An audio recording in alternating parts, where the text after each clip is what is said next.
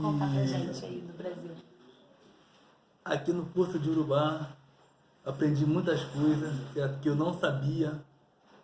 E ainda mais eu, pelo cargo que eu carrego dentro da religião afro-brasileira, dentro do candomblé, que às vezes sou obrigado a saber, porque tem cantigas que a gente tem que cantar e saber o que está cantando, certo?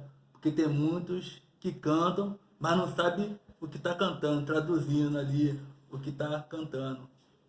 E fica perdido ali no tempo, fica perdido ali. E esse curso de Urubá, para mim, foi muito interessante para mim. Espero que siga bastante, bastante, para que eu possa aprender.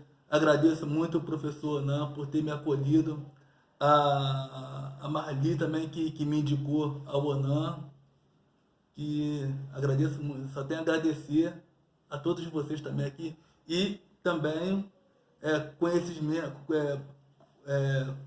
novos também que você e todos eles também, alunos também que eu conheci também, são meus amigos também que moram no meu coração, certo? Gosto muito de vocês também, que tá aqui também compartilhando também comigo aqui também, aprendendo, também tá aqui para aprender também, certo?